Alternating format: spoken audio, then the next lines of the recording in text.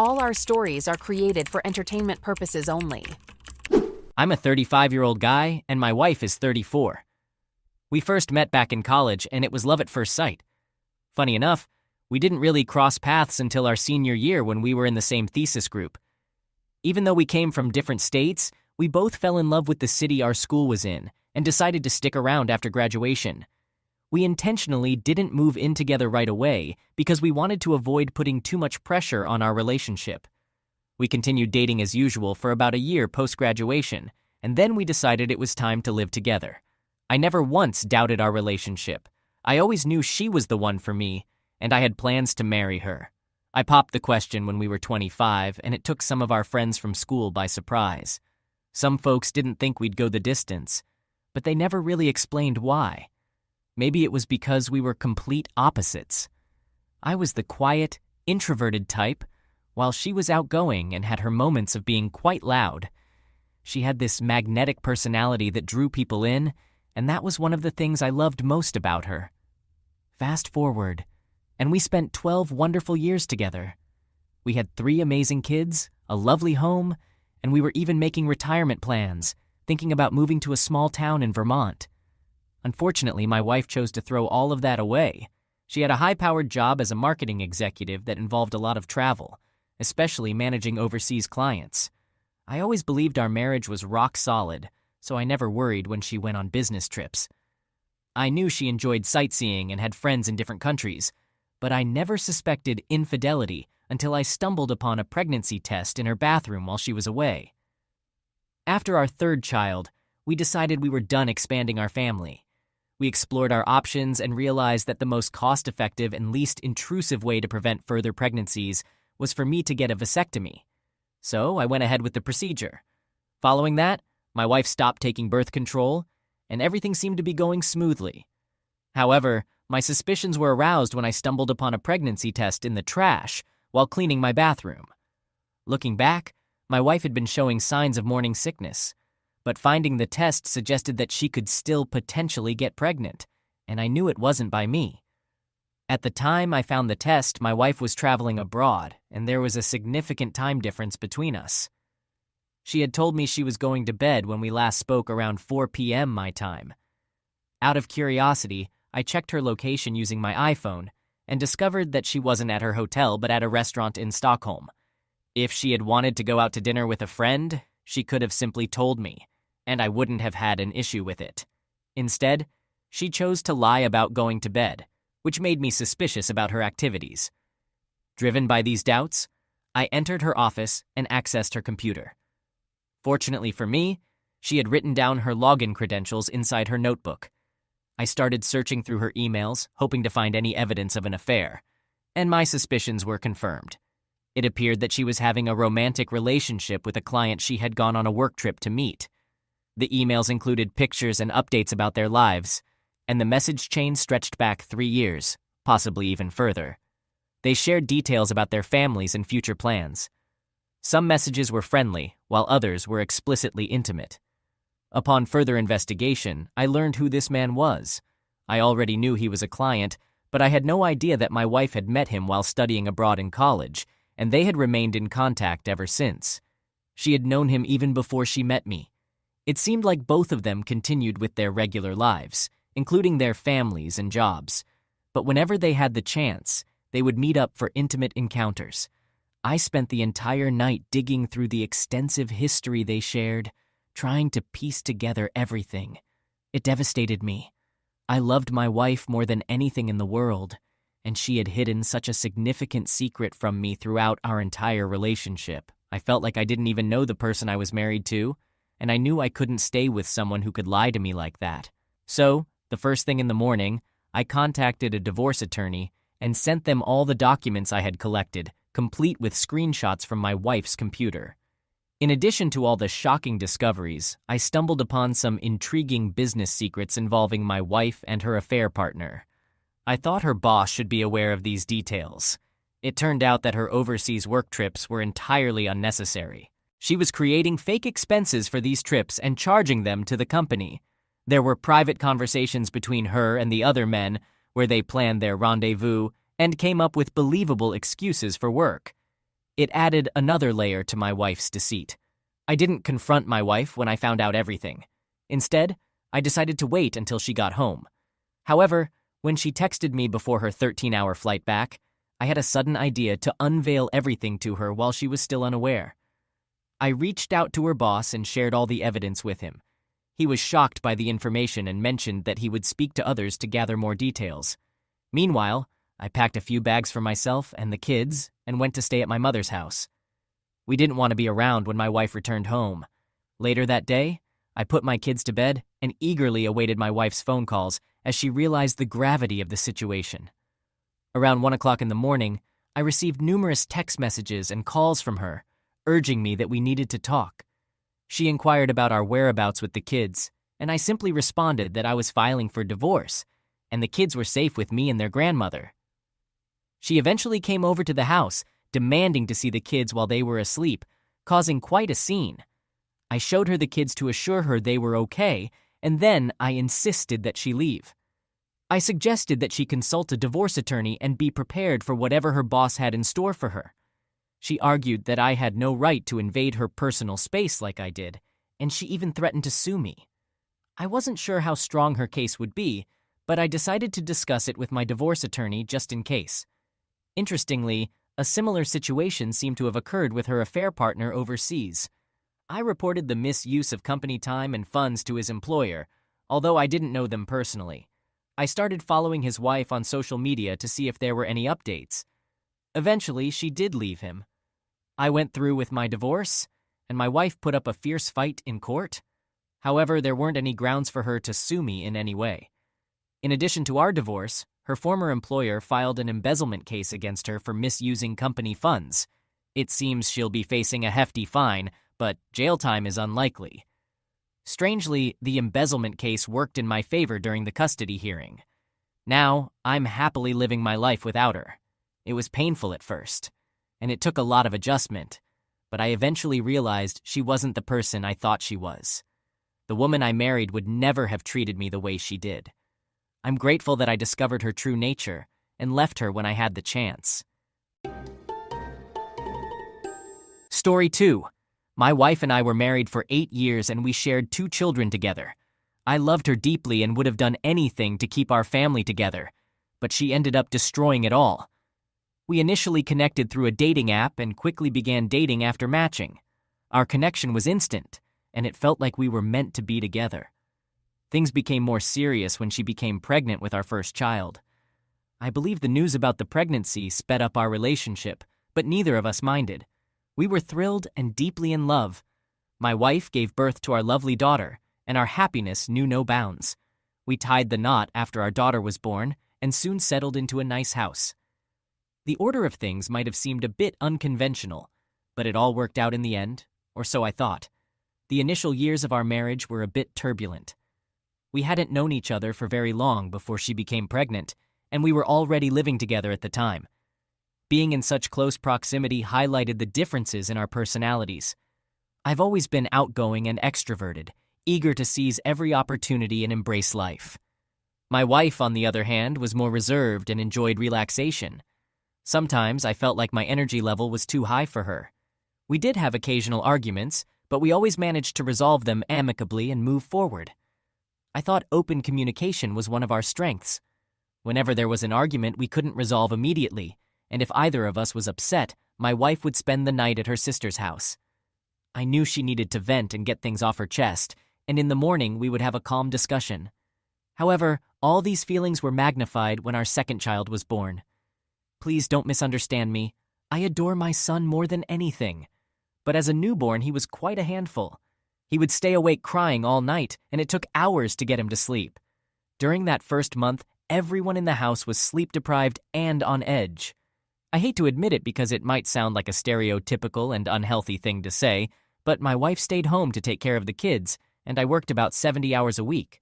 When our son was crying at night, I often tried to get as much sleep as possible to be fit for work.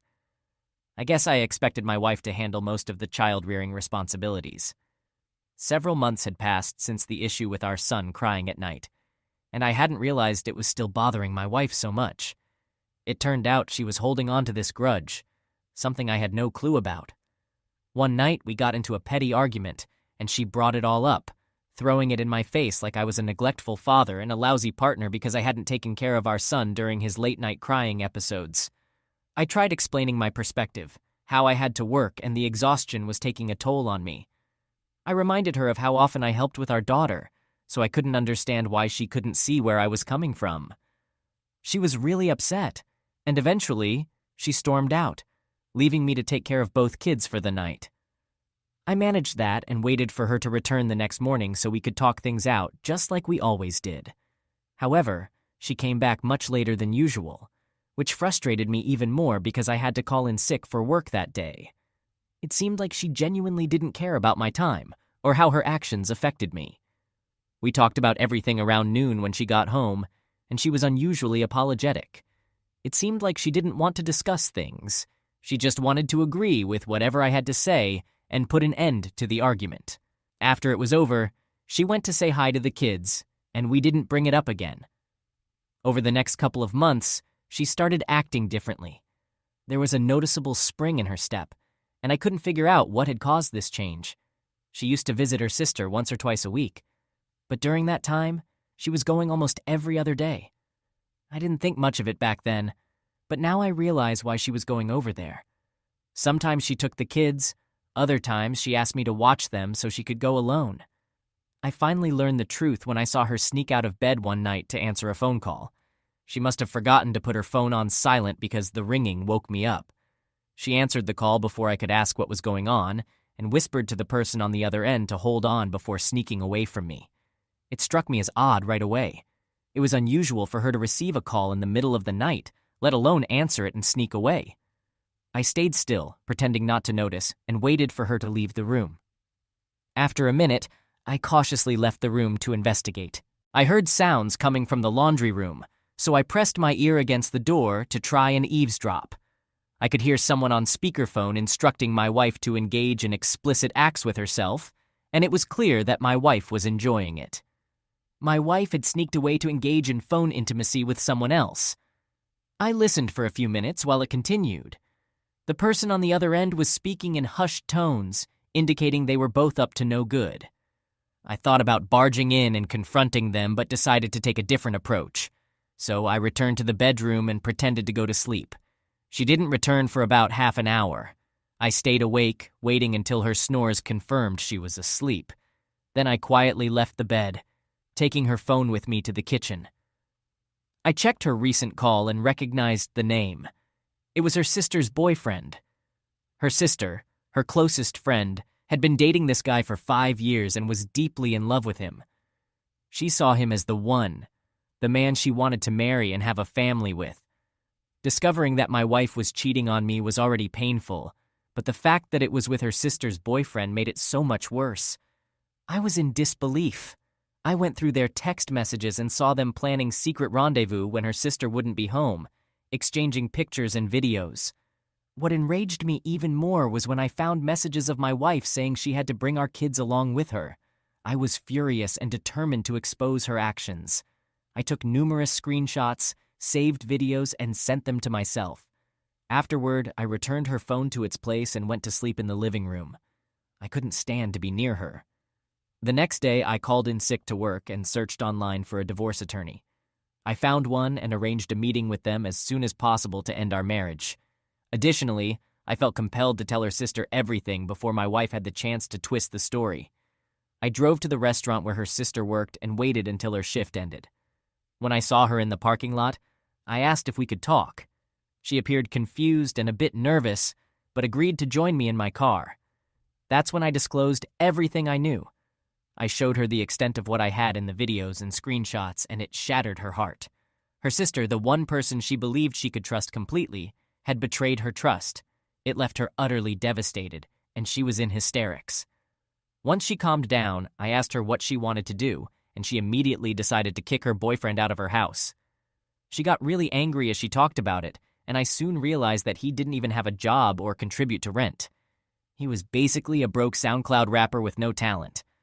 I ended up driving her to her place and stayed with her while she broke up with her boyfriend, evicting him from her house and tossing his belongings out the window. Her boyfriend seemed like he wanted to confront me physically, but he didn't make a move. If he had, I would have probably sent him to the hospital. After all that was settled, she and I returned to my house and confronted my wife. My wife tried to defend herself, claiming that the videos were fake and that I was trying to ruin her. I didn't understand why I would want to do that. Her arguments didn't hold water, and I informed her that she needed to leave the house because I was going through with the divorce. She started crying, begging for forgiveness, and saying she had nowhere else to go. She told her sister that it all just happened one day when she was upset with me. She tried to shift the blame to her boyfriend, claiming he took advantage of her vulnerability and tried to seduce her. He might have been sleazy, but that didn't excuse her actions. If he made an advance, she could have rejected him and then told me and her sister about it. Instead, she slept with him and continued the affair for several months. Now, I've divorced my wife, and I have full custody of the kids. The pivotal factor in the custody decision was her involving the kids in her affair. The judge didn't take kindly to that. Her sister has completely cut ties with her. They don't talk to each other anymore, and according to her sister, many of their family members have also stopped communicating with my wife. However, I still maintain regular contact with her sister because she's my children's aunt. She genuinely cares for them, and I didn't want to deprive my kids of that connection. In the end, I'm grateful I discovered my wife's true nature. Reflecting on our relationship, it's clear that we weren't meant to stay together, and now we're both moving on from it. I do wish the ending could have been different, but I believe everything unfolds for a reason, even if the journey here was bumpier than I'd hoped. Story 3. I've been in a 4-year relationship, and it's had its fair share of ups and downs.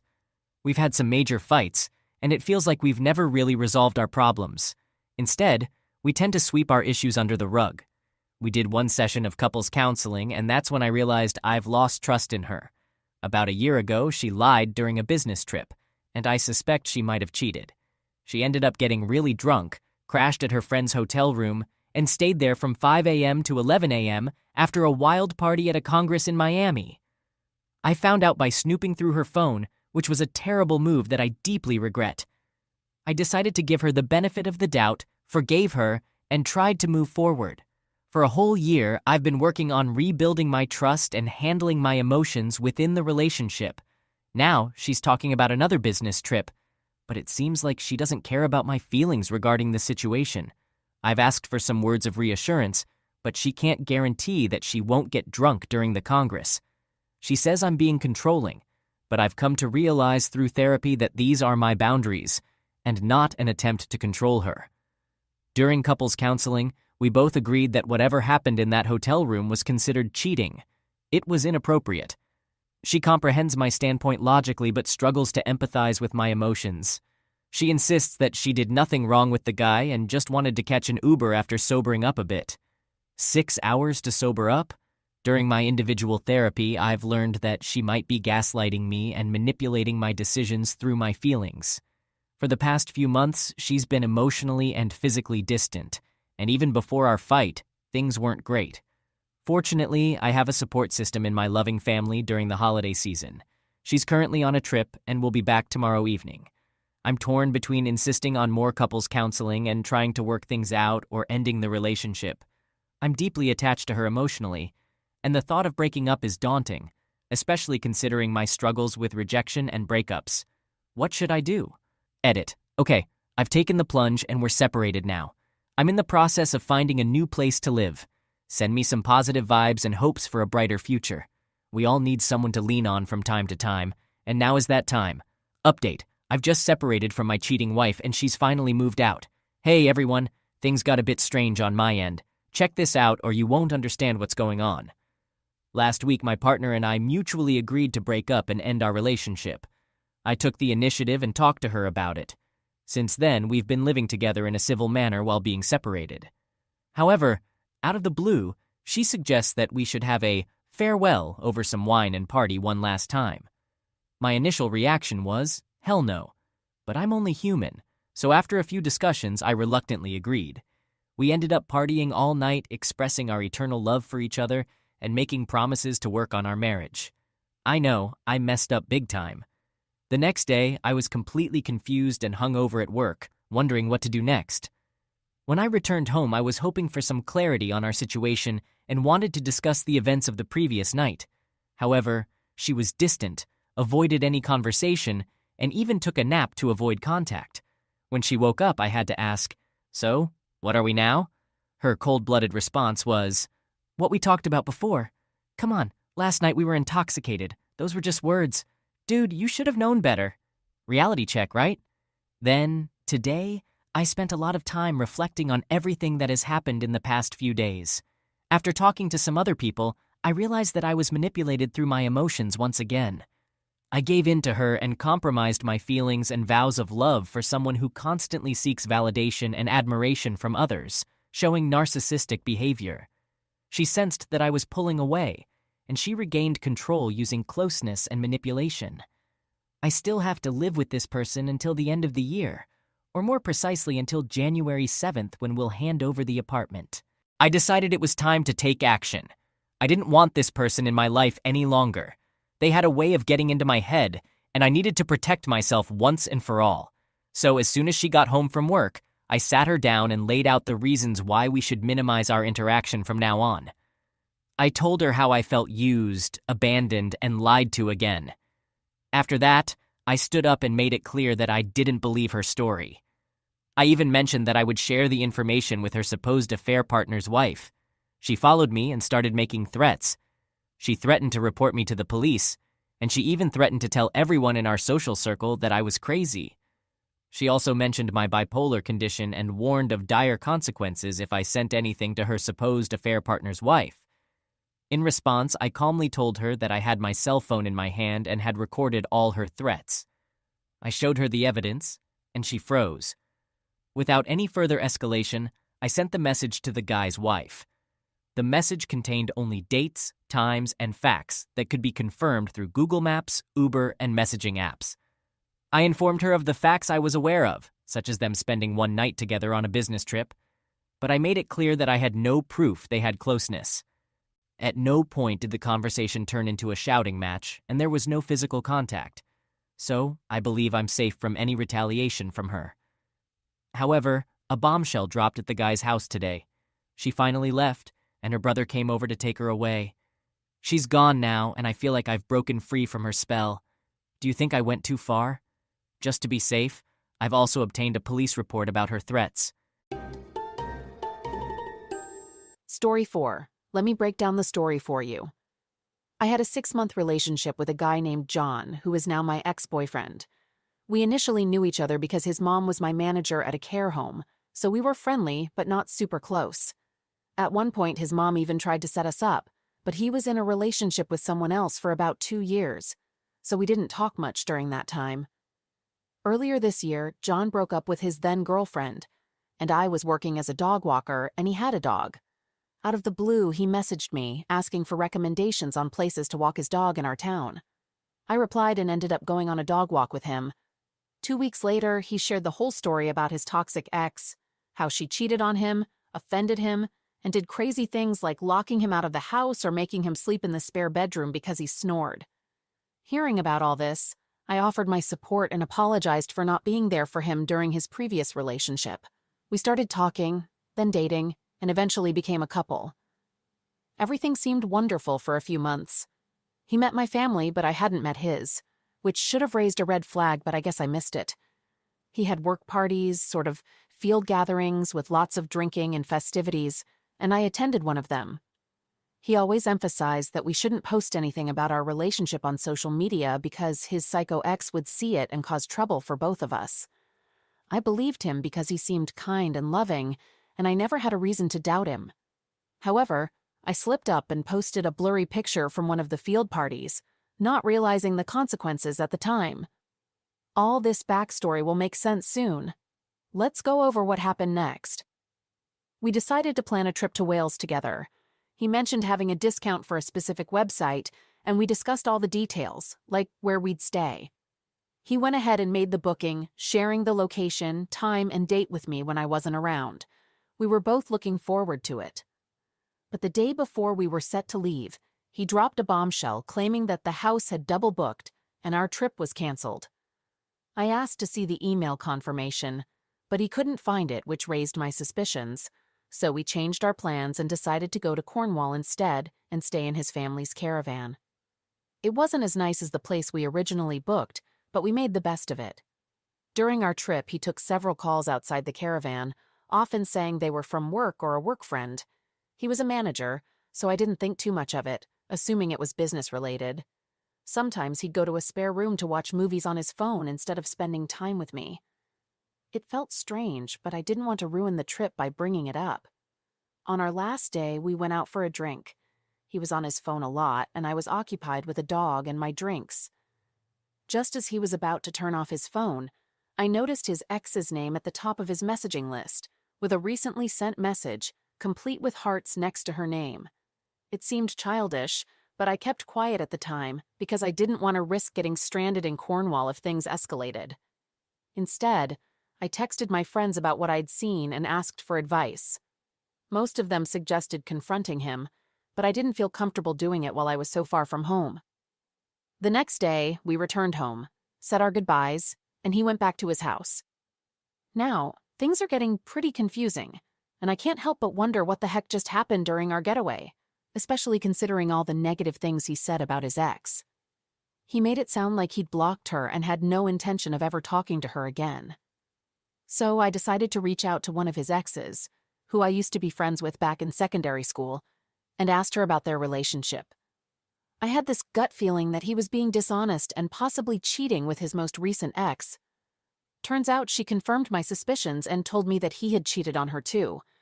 Now, I'm kicking myself for not figuring this out sooner or even reaching out to her as a little reality check. But here's the twist. My high school friend knows his recent ex. Let's call her Molly.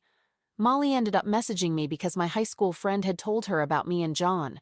She wanted to know all the juicy details, like how long we'd been together and how intimate we'd been.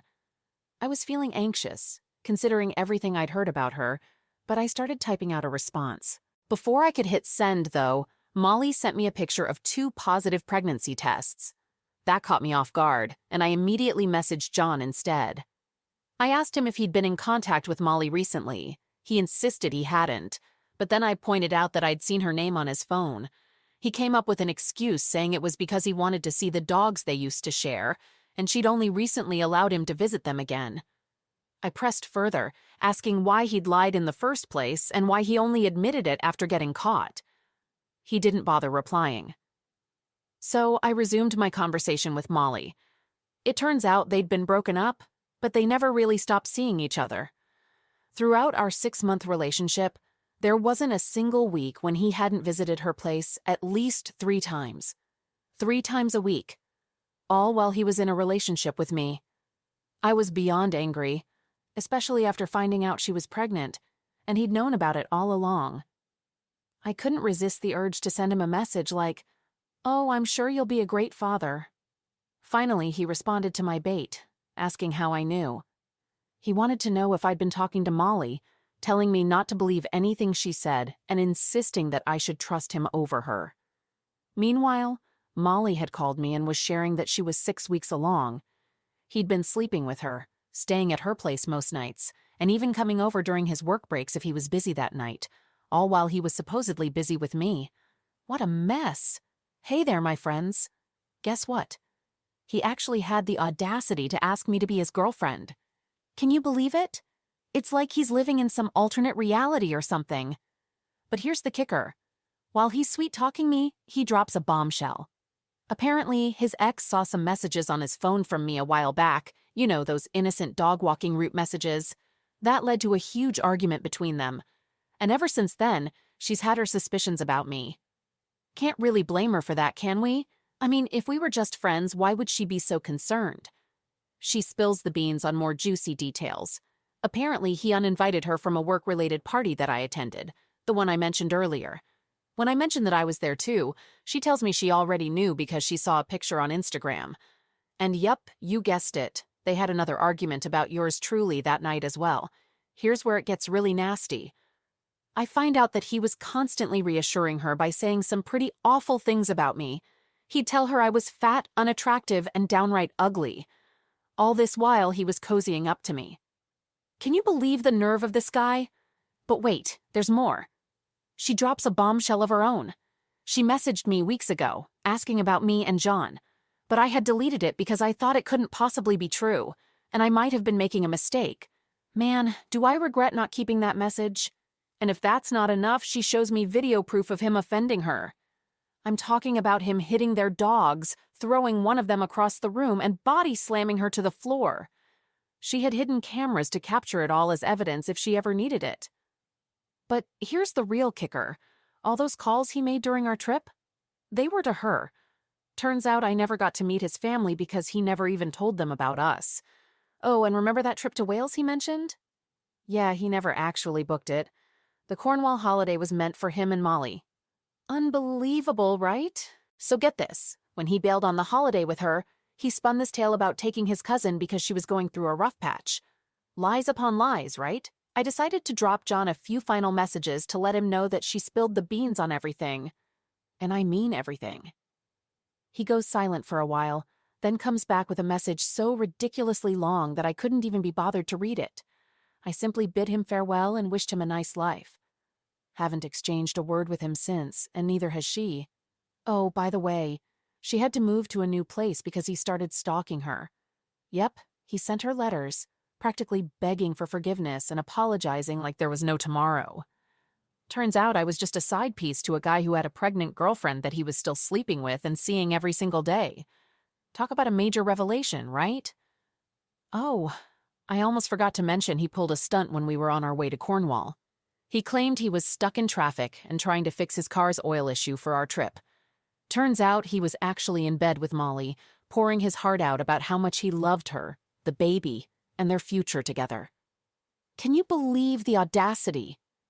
And to top it off, she had a termination shortly after all of this went down, as it was the best decision for her mental health after everything he had put her through. So please, let's not pass any judgment on Molly because she did what was right for her.